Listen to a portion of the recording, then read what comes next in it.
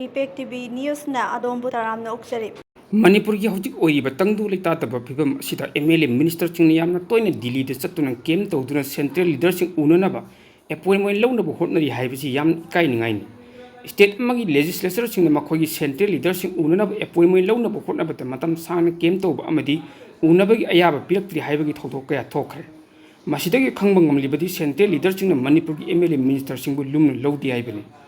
हौजिक थोलिबि इरांग असिगी मतंगदसु central leader सिंग लुमन लौदि हाइबगी खुदमनि state असिगी लेंगाकलोन पाइबदी यावरिबा MLA minister सिंग central leader सिंग उननब appointment लौनब होटनबदा मतम सांगना संहनबा अमदी उनबगी अयाबा पिरक्त्रि हाइबगी थौदोकसिंग असि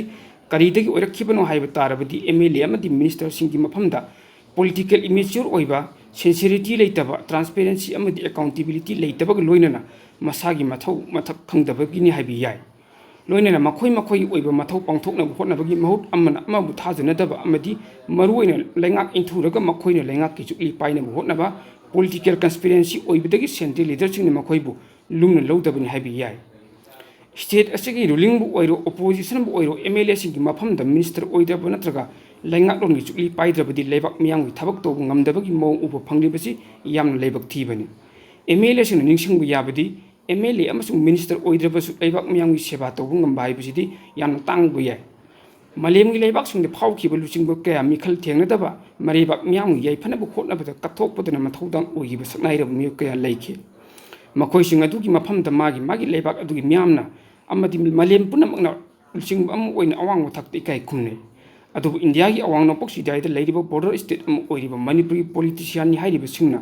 लेंगाक पाइद्रबदी मियांगि याइफनबा थबक तौब ngamdabagum लौबुना अयाम उबु फंगलि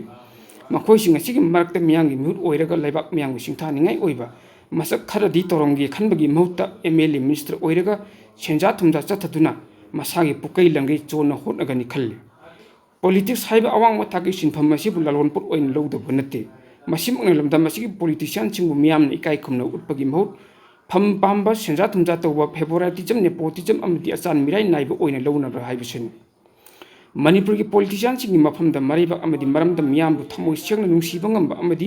अपुनबगी सक्तम ngaknaba hotnabada thawai thaba ngambagi thongna lingje leiba tarabadi central leader सिंगना नतना अतोपा कांगनु फुरुप अमतन अपुनबगी सक्तमदा सिंगनबा ngamlam luidabani असिगमा पॉलिटिशियन लुचिंगबा सिंग लेरकपा मतमदा लेबाक असिगिदा नतना मलेमगी मियामना मणिपुर की पॉलिटिशियन लुचिंगबा सिंगबु अवांग मथक्ता इकाइ खुमनबु उनरकनि लोइनना स्टेट असिगी चौखटपगी माइकैदा खुमांग चौसिनबु ngamduna tangdu leitaba चिंजाकता मिखा पोंदब लमदम ओहेनबा ngamgani थाजे मणिपुर की लेंगाक पसिंगना मरेबाक मरमदंगी अपुनबगी सक्तम ngaknaba hotnabada अतै लुचिंगबा सिंगी फिजी फिना यालगा ngakकदब नते नखोइगी नथौना नरिंगजेलना नरमदम मणिपुर ngakचगदबनि